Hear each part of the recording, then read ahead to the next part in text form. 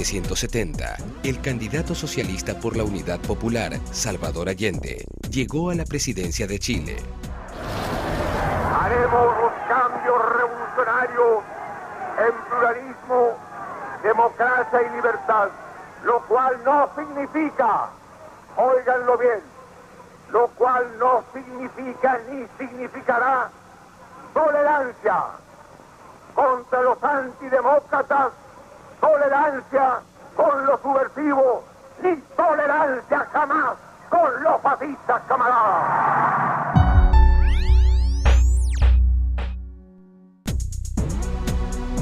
Salvador Allende era un antiguo militante del Partido Socialista en su país. Desde joven, inclusive antes de convertirse en estudiante de medicina, Allende se sintió atraído por las ideas progresistas.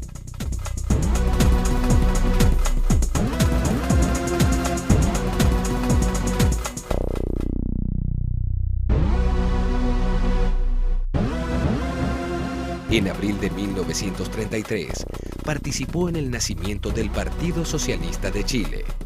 Más tarde, en 1937, fue elegido para el Congreso y entre 1939 y 1942 fue ministro de Sanidad. Porque el Partido Socialista era un partido marxista y éramos categóricamente antiimperialistas. En 1945, Salvador Allende fue elegido senador, cargo en el que permaneció durante 25 años. En este periodo, fue 3 veces candidato presidencial de su partido. Realizó un cuarto intento en 1970, liderando la Unidad Popular, con una coalición que integraba a las principales formaciones de izquierda: Partido Socialista, Partido Comunista, Partido Radical y a ciertos grupos separados de la Democracia Cristiana. Ganó por una escasa mayoría, por lo cual tuvo que ser ratificado por el Congreso Nacional.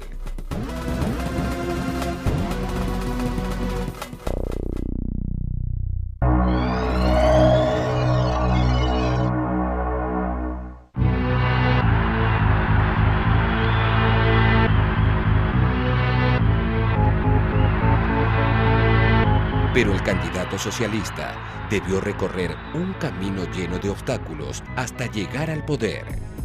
En el entorno político mundial y chileno, algunos vieron con mala cara la llegada de Salvador Allende al Palacio de la Moneda, sede del gobierno chileno. El entonces presidente norteamericano Richard Nixon estaba decidido a hacer lo imposible para frenar el crecimiento de políticas de izquierda en América Latina. En el contexto de la Guerra Fría, el jefe de Estado norteamericano estaba convencido de que la asunción de Allende era el inicio de una escalada comunista en su zona de influencia. Además, Estados Unidos temía por sus acaudalados negocios en Chile. Allende tenía en sus planes nacionalizar la explotación del cobre y los servicios telefónicos. En ambas empresas, Estados Unidos tenía inversiones millonarias que no estaba dispuesto a perder.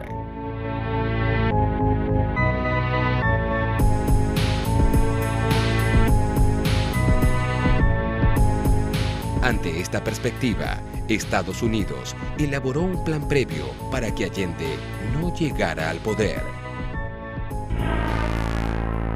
Hoy sabemos que lo que más conviene a Chile, a los altos intereses nacionales, es que el pueblo sea gobierno, y por eso venceremos el 4 de noviembre.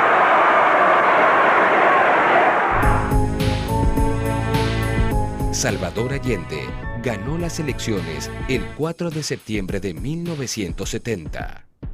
El triunfo se conoció a la 1 de la madrugada del día 5. La Unidad Popular obtuvo el 36,22% de los votos contra un 34,09% del empresario Jorge Alessandri, sustentado por la derecha, y un 27,87% de Radomiro Tomic, de la Democracia Cristiana, el partido que, con Eduardo Frei Montalva a la cabeza, tenía el poder en Chile desde 1964.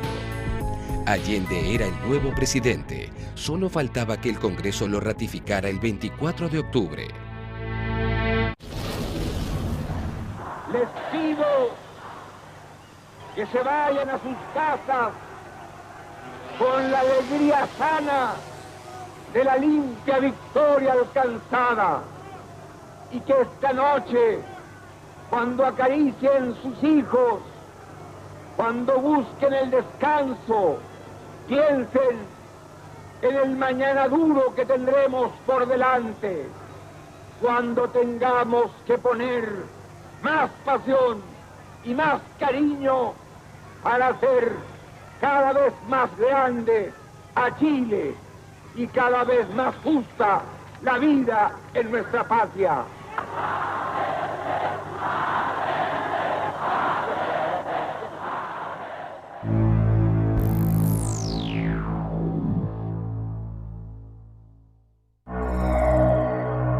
El día de las elecciones, el embajador norteamericano en Chile, Edward Corry, envió no menos de 18 actualizaciones sobre el conteo de los votos a su país.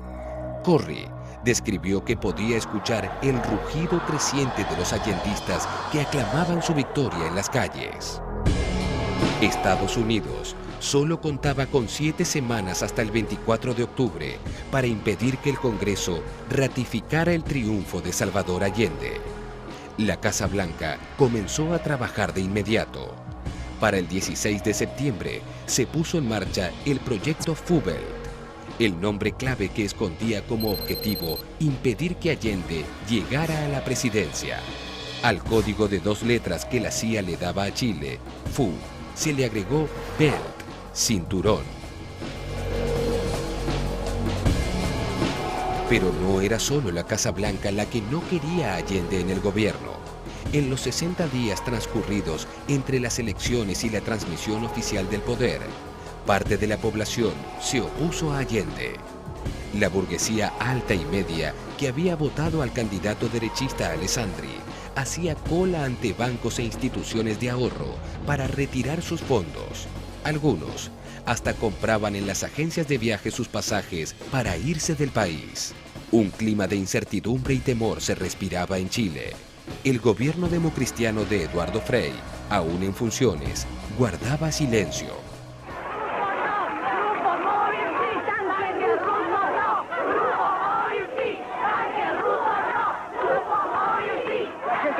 Que ha tenido durante años en la mentira de nuestro pueblo chileno. Hoy día que recién hemos liderado la explotación yanqui, aquí hay gente como esta que está aquí, vendida por el capitalismo, pero que quitar el pueblo realmente, por el pueblo chileno. A partir del resultado de la elección, vale decir después del 4 de septiembre, los problemas económicos se han agudizado. La derecha desesperada ha tratado de crear un clima de caos.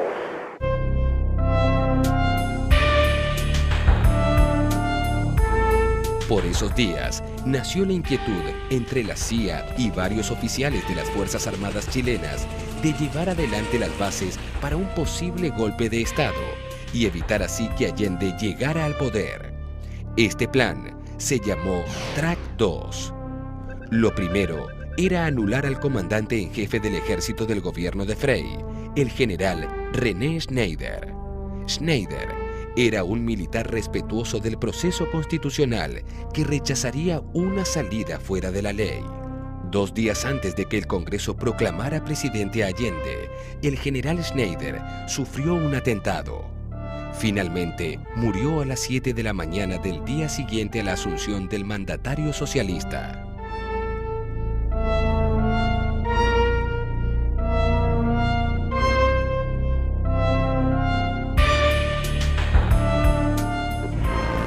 Hemos manifestado al presidente de la República que a nuestro juicio esto forma parte de un plan sedicioso que se veía venir y que debe tener profundas y hondas raíces y que puede arrastrar a situaciones dolorosísimas si no se toman las medidas necesarias y no se procede con la drasticidad suficiente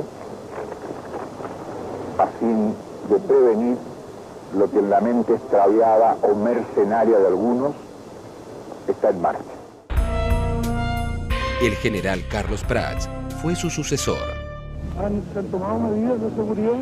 Indudablemente que sí. ¿Cuáles son? Ya se le van a comunicar a los General Prats,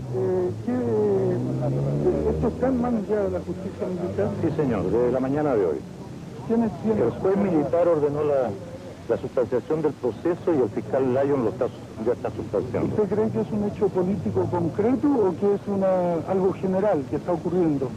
Es un hecho político, evidentemente.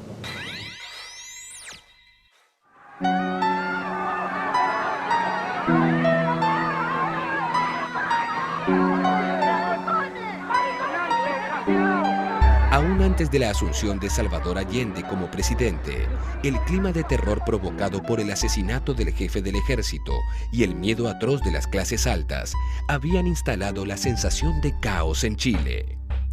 Uno de los planes del gobierno de Allende era estatizar la empresa de teléfonos ITT. La plana mayor de la empresa norteamericana de telecomunicaciones, ITT, dueños del 70% de la compañía de teléfono de Chile, temían que su inversión, valuada en más de 150 millones de dólares, fuera expropiada por un eventual gobierno de la UP, lo cual finalmente sucedió. La ITT, entonces, había invertido $350.000 en la campaña de Alessandri y $100.000 en el diario El Mercurio para obstaculizar la llegada de Allende. Trabajaba codo a codo con la CIA.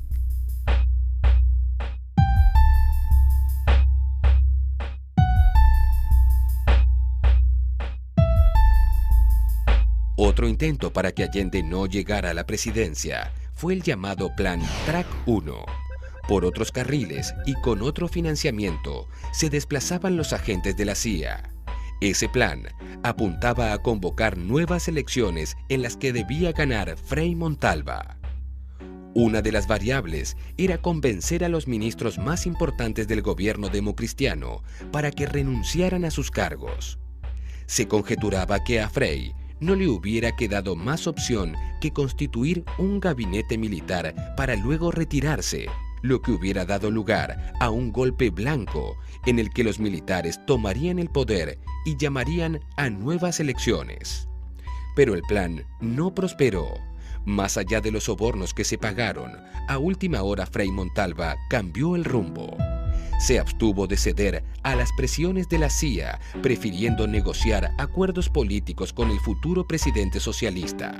Finalmente, a pesar del atentado contra Schneider y los intentos de la CIA, Salvador Allende fue confirmado por el Congreso chileno. Tuvo 153 votos a favor, 35 en contra y 7 en blanco.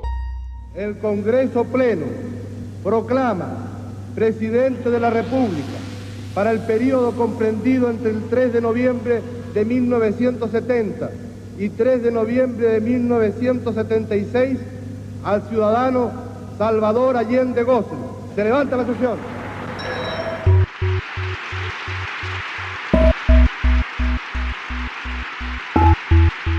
Frente a un Congreso repleto, Allende asumía como nuevo presidente chileno. Como chileno y como presidente de la República, cumplir con este deber tradicional de todos los presidentes de Chile, de venir a saludar a quien va a sucederlo en el cargo. La significación que tiene la presencia del presidente de Chile en mi casa es también la presencia de un viejo amigo, como él mismo lo ha dicho, que muchas veces llegó a esta casa y que seguirá viniendo a él.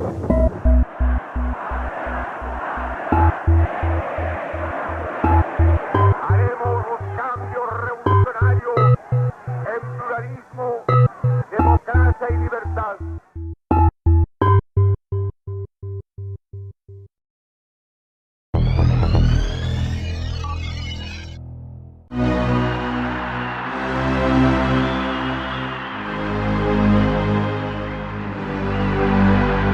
Salvador Allende asumió la presidencia el 4 de noviembre de 1970 y, tal como lo temían sus enemigos, cumplió sus promesas. Dictó un reajuste del salario mínimo, los sueldos tuvieron un aumento efectivo del 40%, congeló los precios de artículos de primera necesidad e implementó la distribución gratuita de leche. Allende planteó además una reforma agraria, estatizó la compañía de teléfonos que era manejada por la norteamericana ITT y también estatizó la banca, ya que el Estado llegó a controlar el 90% de la capacidad crediticia del sistema bancario. A ustedes que han escuchado cómo la Unidad Popular llevará a cabo el programa respaldado por nuestro pueblo, a ustedes, huéspedes y amigos, formulo una petición. Lleven a sus patrias esa imagen del Chile que es y esta segura esperanza del Chile que será. Digan que aquí la historia experimenta un nuevo giro, que un pueblo alcanzó a tomar en sus manos la dirección de su destino para caminar por la vía democrática hacia el socialismo. En medio de la primavera socialista, el poeta chileno Pablo Neruda recibió el 21 de octubre de 1971 el Premio Nobel de Literatura. El candidato Salvador Allende, en compañía del poeta Pablo Neruda.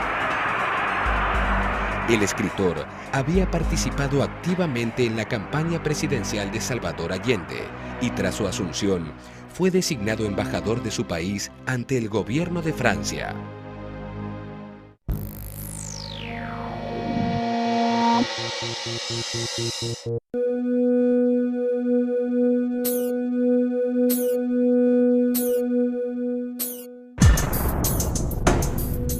En el curso del primer año de gobierno, se habían nacionalizado 47 empresas industriales y más de la mitad del sistema de créditos. La reforma agraria expropió e incorporó a la propiedad social 2.400.000 hectáreas de tierras activas. El proceso inflacionario se moderó y se consiguió el pleno empleo.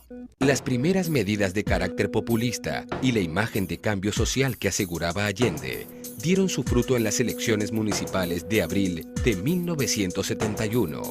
La Unidad Popular logró aumentar al 50,9% su representación.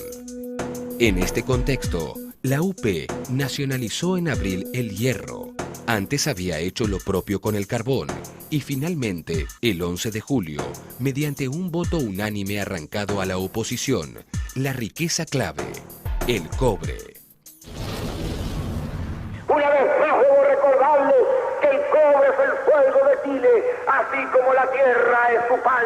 El pan de Chile lo van a garantizar los campesinos con su conciencia revolucionaria. El futuro de la patria, el fuego de Chile está en las manos de ustedes, a trabajar más, a producir más, a defender la revolución desde el punto de vista político con la Unidad Popular y defender la revolución con la producción que afianzará el gobierno del pueblo.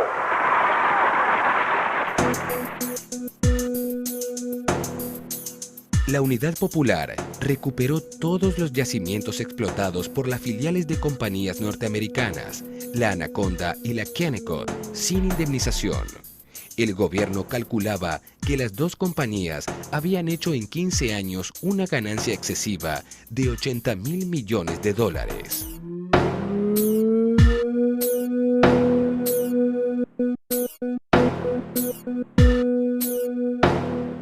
Y así como Allende cumplió sus promesas, ni la derecha chilena ni los Estados Unidos aceptarían que alteraran sus intereses. Nixon impulsó un bloqueo político y económico internacional. Desde 1970 hasta 1973, el número de programas de asistencia económica proveniente de Estados Unidos disminuyó hasta prácticamente desaparecer. Señor Nixon es presidente de Estados Unidos y yo soy presidente de Chile. Yo no tendré un término despectivo contra el señor Nixon mientras el señor Nixon respete al presidente de Chile. Si ellos rompen con esto que es una obligación. Si una vez más van a ser tabla rasa de la autodeterminación y de la no intervención, se van a encontrar con una respuesta digna de un pueblo y de un gobernante.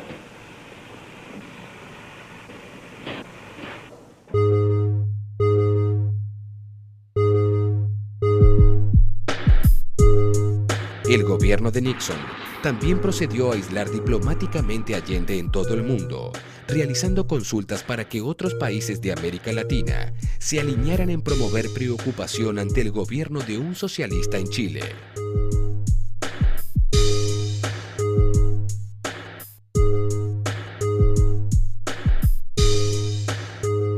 En este contexto, Allende fortaleció otros lazos internacionales. Se acercó a Fidel Castro. El líder cubano visitó Chile en noviembre de 1971 y permaneció en el país por espacio de un mes. Recorrió el territorio y disertó acerca de la experiencia socialista chilena. Algo extraordinario en Chile, está ocurriendo un proceso único, algo más que único, insólito. Insólito. Es el proceso de un cambio. Es un proceso revolucionario donde los revolucionarios tratan de llevar adelante los cambios pacíficamente. Un proceso único, prácticamente el primero en la historia de la humanidad.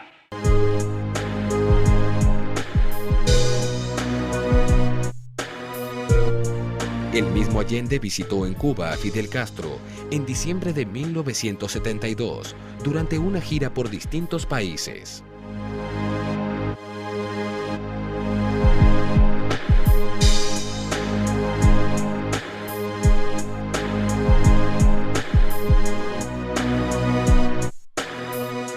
Las relaciones con Cuba son exclusivamente un derecho que Chile no renunciará, vale decir, nosotros no someteremos jamás a ningún organismo internacional nuestra libertad de pueblo soberano para tener relaciones con quien queramos. Y en el caso de Cuba, será para nosotros profundamente satisfactorio el establecer las relaciones cuando, cómo y en el momento más oportuno.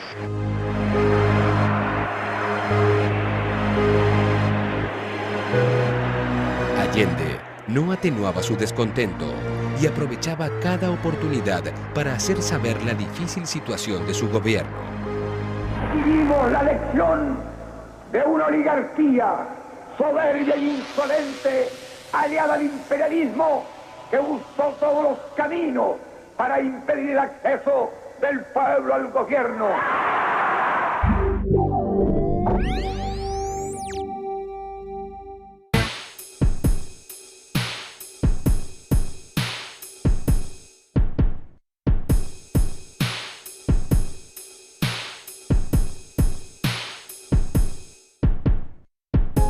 También se integró a los demás países latinoamericanos.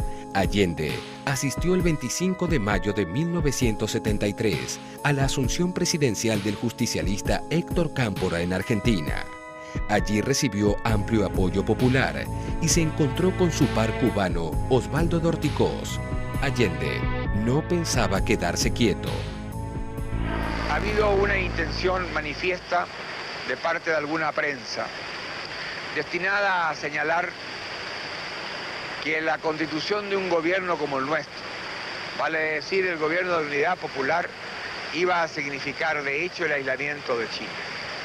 Yo he respondido que nosotros mantendremos relaciones diplomáticas, culturales y comerciales con todos los países que hoy tenemos, pero que además los ampliaremos y que queremos tener relaciones diplomáticas y culturales y comerciales con todos los países del mundo.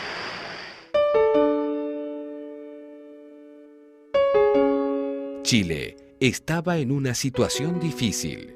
Tras el bloqueo de Estados Unidos, la Unión Soviética compró trigo de Australia para mandarlo a Chile y a través del Banco de la Europa del Norte, de París, le hizo varios préstamos en dólares efectivos.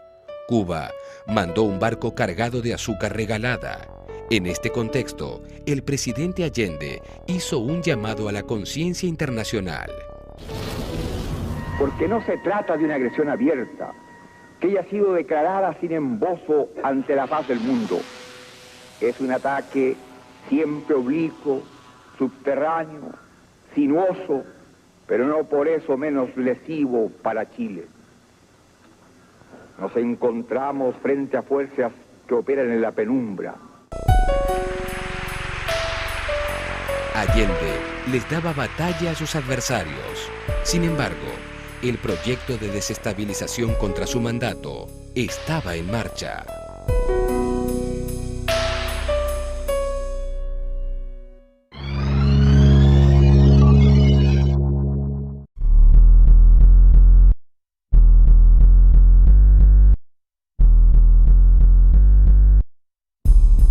Salvador Allende gobernaba Chile con casi toda la maquinaria empresarial en contra. La CIA además proporcionó $1,5 millones al diario El Mercurio en una operación que, según los documentos desclasificados años más tarde, jugó un papel significativo en preparar la escena para el golpe militar del 11 de septiembre de 1973. Habían llegado a Chile 5.300 norteamericanos y saludé con agrado a la presencia de los turistas, de los periodistas, de los intelectuales, de los artistas, de toda aquella gente que venía con un propósito honesto. Pero al mismo tiempo dije que seguramente entre esos, y en un porcentaje no despreciable, había gente de la CIA. Agentes encubiertos de la Agencia de Inteligencia Norteamericana se acercaron a oficiales chilenos descontentos. Se creó propaganda falsa en la que se insinuaba que la izquierda chilena planeaba apoderarse del control de las Fuerzas Armadas. Y de a poco, la desestabilización llegó a las calles. Ante el vaciamiento que comenzaba a notarse en los supermercados, el 2 de diciembre de 1971 se organizó la Marcha de las Cacerolas, una protesta de mujeres en contra del desabastecimiento y en contra del gobierno en general.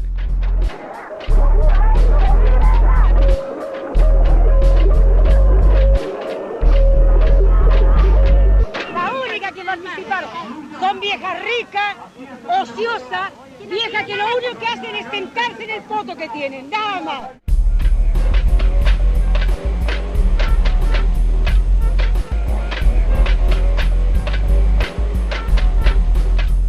Aparentemente, esta marcha estuvo también digitada por un sector de alto poder adquisitivo de la sociedad chilena.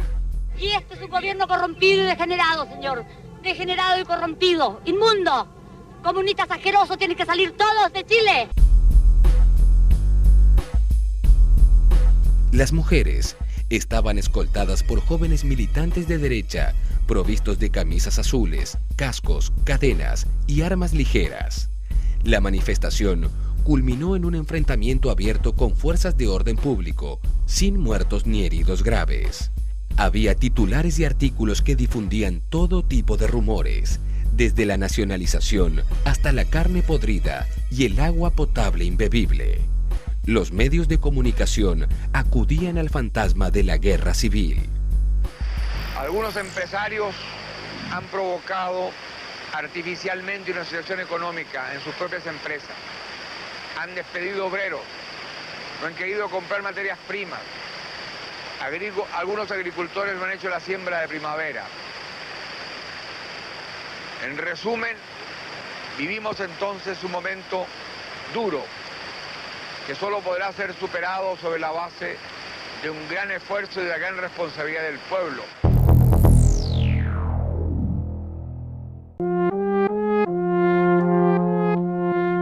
A mediados de 1972, la difícil situación económica hacía insostenible el funcionamiento del país. Algunas mercaderías básicas desaparecían de los almacenes y reaparecían en puestos clandestinos de venta a precios donde se centuplicaba su valor oficial. Las juntas de abastecimiento promovidas por el gobierno no lograban resolver el problema. La distribución continuaba con inconvenientes porque la mayoría de los propietarios de los transportes actuaban desde la oposición.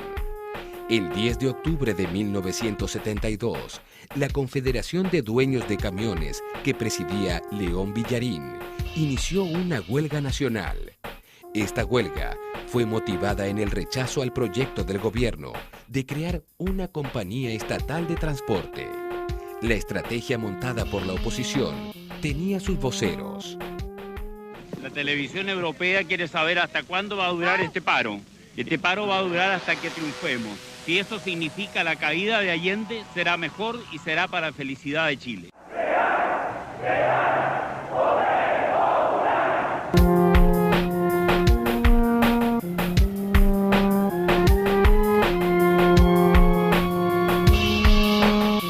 Pronto se plegaron el comercio y la pequeña industria, los médicos y los empleados bancarios. El paro de octubre fue seguido atentamente por los agentes de la CIA destinados en Chile y por la oposición, quien dio apoyo económico a los huelguistas. De otra manera, ningún gremio podría haber soportado una medida tan feroz que como saldo provocó la pérdida de $1 millón. Nosotros estamos claros de que falta papa, falta azúcar, falta todas esas cosas que produce la tierra. Nosotros estamos claros que falta alimento y todo eso produce la tierra. Está claro de que nosotros, en parte, somos causantes de que haya un poco de desabastecimiento.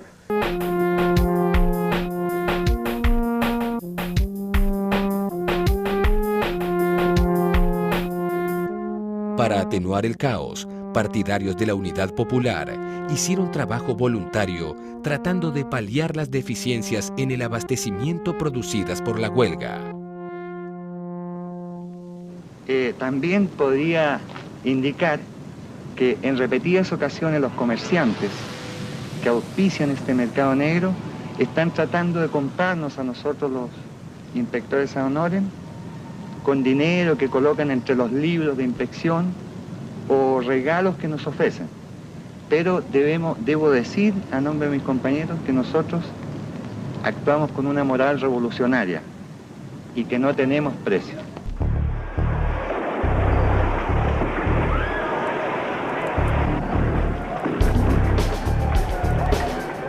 La protesta se levantó el 6 de noviembre, pero el apoyo hacia el Partido Popular no era suficiente para frenar el horror que vendría. Para ese entonces, empresarios y altos oficiales de la Armada habían comenzado la confección del plan económico que se implementaría una vez derrocado el gobierno de Allende. ¿Diría usted que las medidas de boicot tomadas por su organización son algo como, digamos, una ayuda electoral indirecta para la oposición? Sí, creo que sí. En este momento no la sobreestimo. Estoy consciente que así es. Con la mirada atenta de Estados Unidos, la trama del complot de las Fuerzas Armadas comenzó a urdirse desde Valparaíso. Allí, oficiales de la Marina, la Fuerza Aérea, el Ejército y Carabineros habían empezado a reunirse en secreto para planificar el derrocamiento de Allende. El general Gustavo Lake se convirtió en el corazón de la conspiración. Para mediados de 1973, la economía seguía cuesta abajo. El 29 de junio de 1973, el coronel Roberto Souper comandó un intento fallido de alzada militar, desobedeciendo la orden de entregar el mando del regimiento blindado número 2. Este fallido golpe de Estado se llamó el Tanquetazo. La situación fue controlada por el general Carlos Prats. Pueblo de Chile, queridas compañeras y estimados compañeros de Santiago, deseo rendir homenaje a los que han caído, fundamentalmente rindo homenaje a las fuerzas leales del Ejército de Chile, de la Armada Nacional y de la Nación.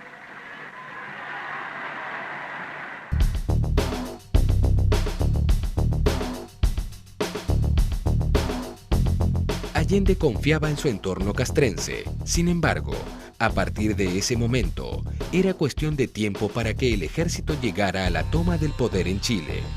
Allende no creía que los militares que lo rodeaban podían derrocarlo. Ese regimiento rodeó La Moneda. Mientras sucedían estos hechos, repito, el comandante en jefe del ejército, junto con los generales Pinochet, Pickering, Urbina y Sepúlveda, trazó el plan para reprimir a los subversivos.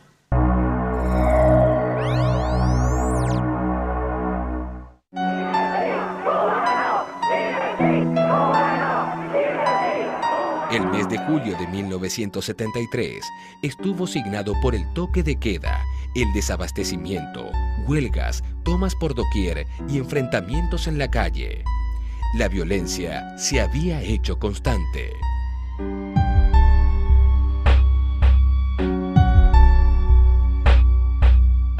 La Confederación de Sindicatos de Dueños de Camiones anunció un nuevo paro nacional indefinido. La huelga trastornó la vida cotidiana chilena. Las colas estaban a la orden del día. Existía escasez de pasta de dientes, papel higiénico, cigarrillos, carne.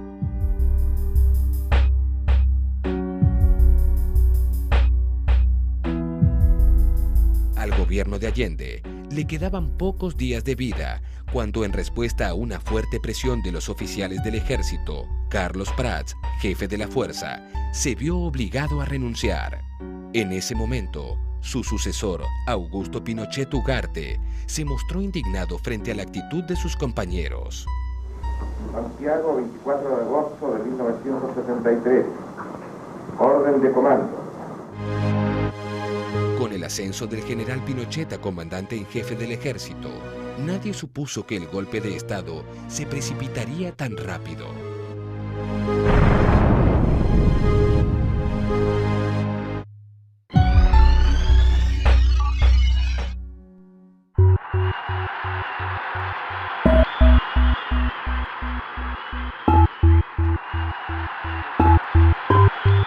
Cuando Salvador Allende asumió el gobierno, el general Augusto Pinochet tenía 54 años y una carrera militar que parecía llegar a su fin. Sin embargo, su destino sería muy distinto. A principios de 1971, el entonces comandante en jefe del ejército, general Prats, reestructuró el alto mando y promovió a Pinochet. Lo ubicó al frente de la guarnición de Santiago. 2 años más tarde, y a punto de explotar el golpe de Estado, Allende nombró a Pinochet jefe de la fuerza, convencido que se trataba de un militar democrático. Sin embargo, Pinochet, a último momento, se cambió de bando. Solo 2 días antes del golpe, el domingo 9 de septiembre, Augusto Pinochet rubricó junto a Gustavo Ley, jefe de la Fuerza Aérea, y al jefe de la Armada, José Toribio Merino, el acuerdo que cerraba la conspiración golpista.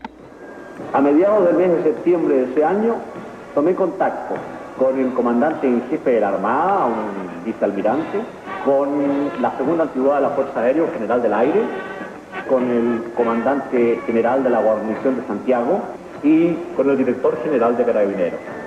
Y convinimos en que esto no era posible entregar a un país libre como Chile bajo la dependencia de una potencia extranjera, de un imperialismo extranjero como es el imperialismo soviético, y a arrojar a nuestro pueblo en una esclavitud como es la que representa el comunismo internacional. La noche del 10 de septiembre, los conspiradores ultimaron todos los detalles. Allende, por su parte, preparaba el texto de un plebiscito para determinar si continuaba al frente de la vía chilena al socialismo. El presidente quería convocar la consulta para el lunes 10 de septiembre, pero el domingo 9, Pinochet le pidió a Allende postergar en un día el anuncio del plebiscito. Horas después, la historia sería otra.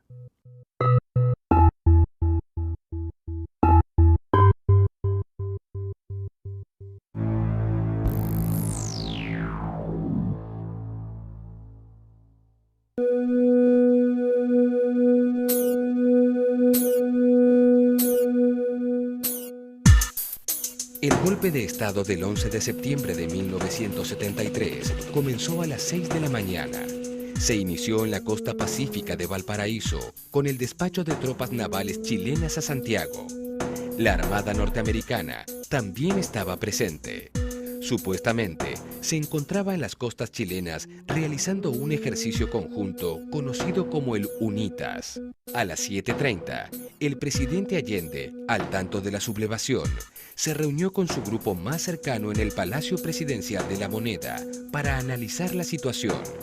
El golpe de Estado ya había estallado. No pasó mucho tiempo para que los tanques cercaran el lugar. La situación es un poco intranquila, pero tranquila.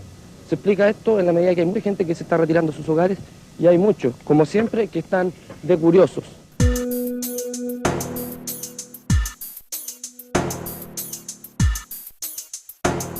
Allende se comunicó con su esposa, le informó lo que estaba sucediendo y su decisión indeclinable de permanecer en la Moneda. Le pidió que se quedara en la residencia de Tomás Moro.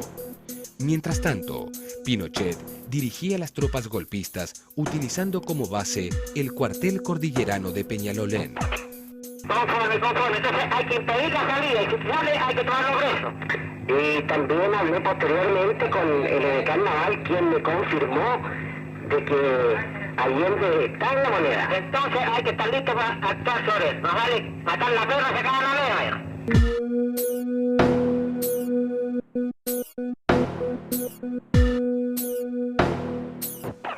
El presidente de la República, ya lo vieron ustedes hace algunos minutos, está dentro del Palacio de la Moneda y a las 8:15 de la mañana habló por primera vez para anunciar que había problemas en Valparaíso.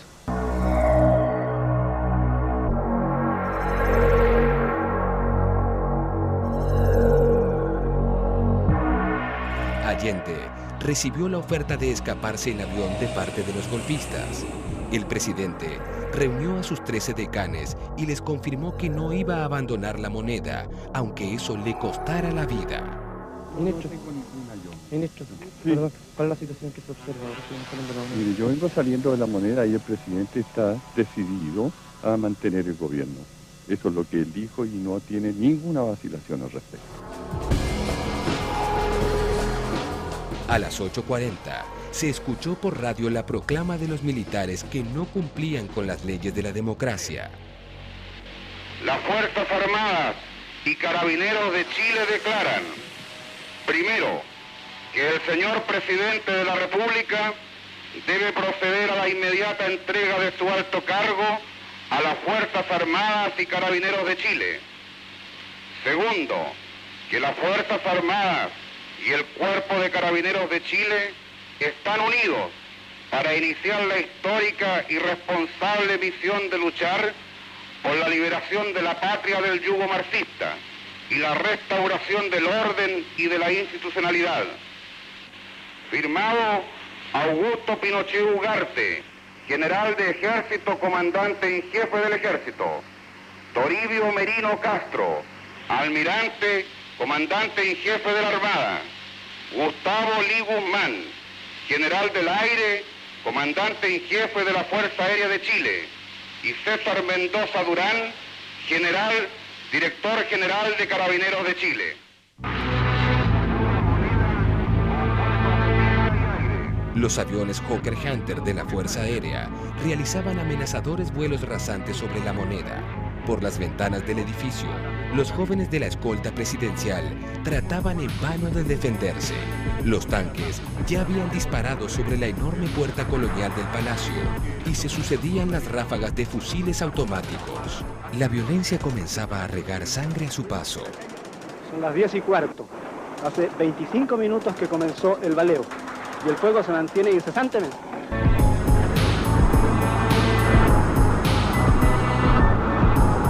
Allende pronunció su último discurso por vía telefónica. Era la única comunicación que le quedaba con la única radio democrática aún en el aire, Radio Magallanes. Colocado en un tránsito histórico, pagaré con mi vida la lealtad del pueblo. Tienen la fuerza, podrán avasallarlo, pero no se detienen los procesos sociales, ni con el crimen, ni con la fuerza.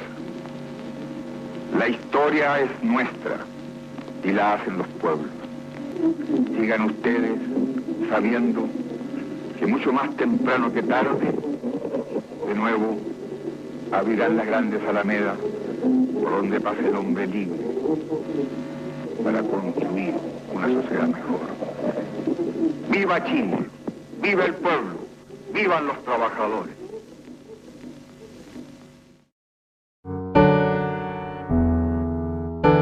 Terminado su último mensaje al país, Allende se trasladó al Salón Toesca y reunió a los que aún quedaban.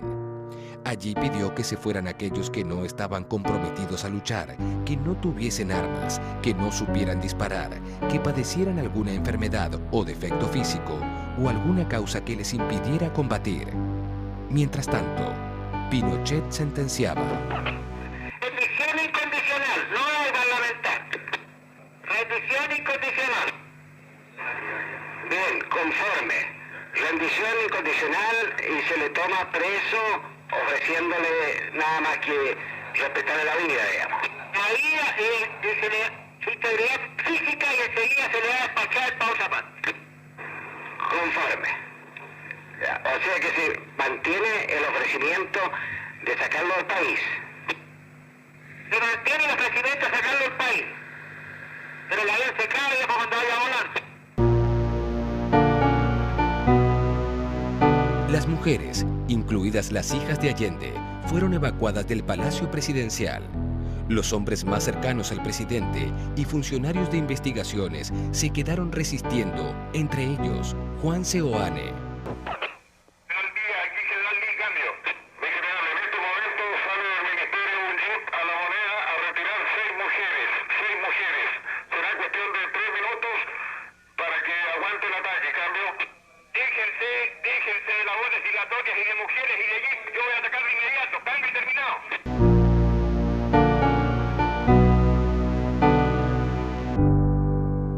Apenas las mujeres alcanzaron a salir del Palacio de la Moneda, comenzó el bombardeo aéreo. Eran las 11:03 del martes 11 de septiembre. Me gusta escuchar. Yo hablé personalmente con él. Le intimé rendición en nombre de los comandantes en jefe. Y contestó con una serie de datos nomás. O sea, quiere decir que a las 11 cuando lleguen los primeros pericos, hay que lo va a pasar. A las 11 en punto se bombardea.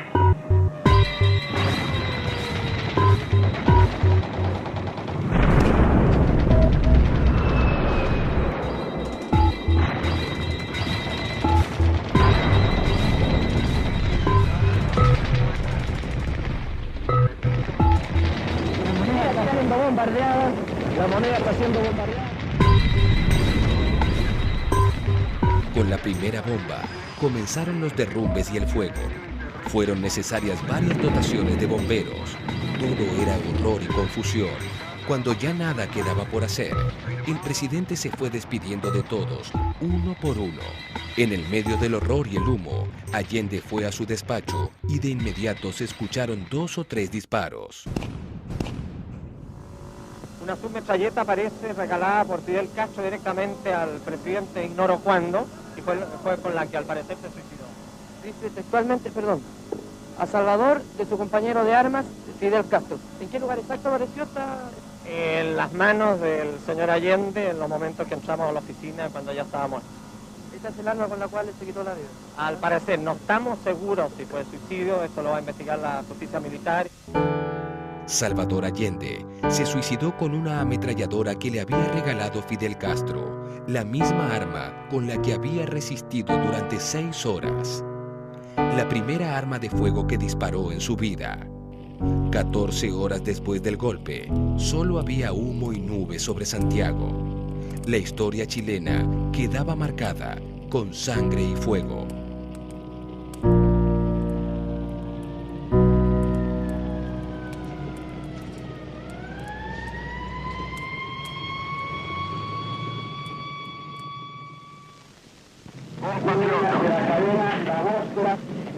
Esta será seguramente la última oportunidad en que me pueda dirigir a ustedes. La Fuerza Aérea ha bombardeado las torres de Radio Portales y Radio Corporación. Seguramente Radio Magallanes será callada. Y el metal tranquilo de mi voz no llegará a ustedes, no importa. Lo seguirán oyendo.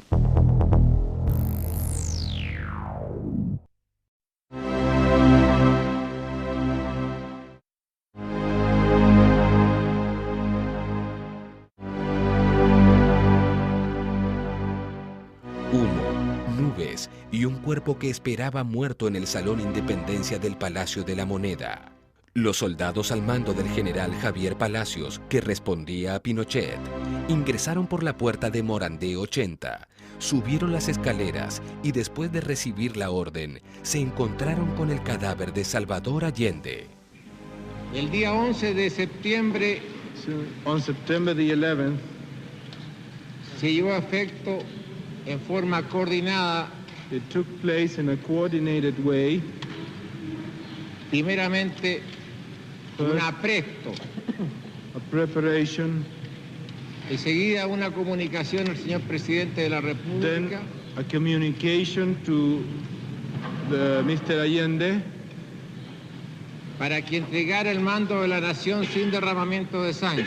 So he will relate the power without any loss of blood. Sin embargo, el señor Allende se negó a aceptar esta proposición.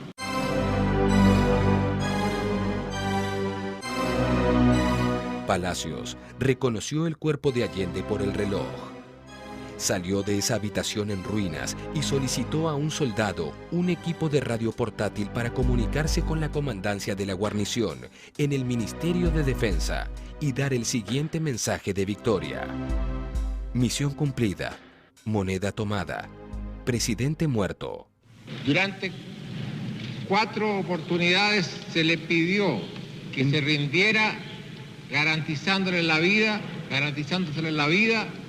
y enseguida que se le llevaría al país donde él quisiera con su familia.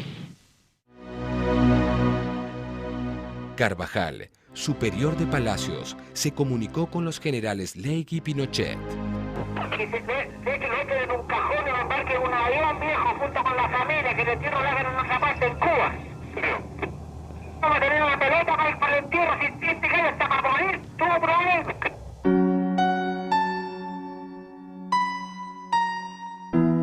Con la muerte de Allende, mucha sangre seguiría corriendo los días siguientes al golpe.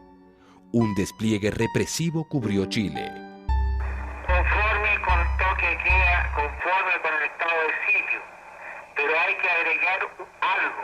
Se va a aplicar la ley marcial a toda persona que se le sorprenda con armas o explosivos. Va a ser fusilado de inmediato. El general Augusto Pinochet, luego de encabezar el golpe de Estado, se proclamó presidente. Ocuparía ese cargo por largos 17 años. La historia de Chile cambiaría para siempre. Una vez más, tenemos conciencia de que las fuerzas reaccionarias, sirvientas del imperialismo, ponen atajo al anhelo de un pueblo de conquistar por los cauces legales una vida mejor.